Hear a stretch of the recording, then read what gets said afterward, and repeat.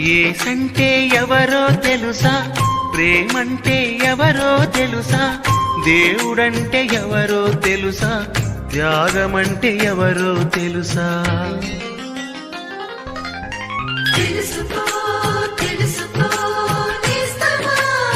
ప్రభు అయిన యేసుక్రీస్తు అతి శ్రేష్టమైన నామములో మీకందరికీ వందనములు. పరిశుద్ధ గ్రంథమైన బైబిల్ నందు యోహాను సువార్త 12వ అధ్యాయము 48వ వచనములో ప్రభు అయిన యేసు ఇలాగు మాట్లాడుచున్నాడు. నన్ను నిరాకరించి నా మాటలను అంగీకరింపని వానికి తీర్పు తీర్చువాడొకడు కలడు. నేను చెప్పిన మాటయే అంత్యదినమందు వానికి తీర్పు తీర్చును. ప్రభు అయిన యేసు తన శిలువ మరణమును గురించి మాట్లాడు సందర్భములో తాను లోకమునకు వెలుగుగా అభివర్ణించుకొని ఉన్నాడు.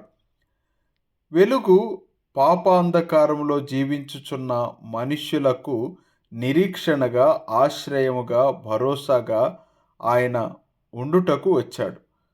ఆయన లోకములో మనుషులను దోషులుగా తీర్పు తీర్చుటకు రాలేదు, కానీ వారికి రక్షణనివ్వటానికి రక్షణకర్తగా వచ్చాడు. ఎవరైతే ప్రభు అయిన యేసు మరణ పునరుత్థానములందు విశ్వాసముంచుతారో, ఆయనను తమ జీవితంలో ప్రభువుగా, రక్షకునిగా స్వీకరిస్తారో వారు రక్షణ పొందుతారు. ఇప్పుడు ఆయన త్వరగా రానై ఉన్నాడు. ఆయన న్యాయము తీర్చబోచున్నాడు.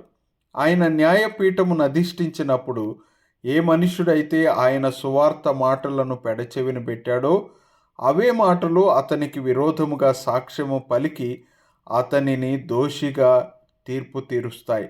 అలాంటి వ్యక్తికి వచ్చే శిక్ష నరకం. ప్రభువు సింహాసనాసీనుడై న్యాయము తీర్చునప్పుడు మీరే రీతిగా నిలవబడతారు? దోషిగానా, నిర్దోషిగానా?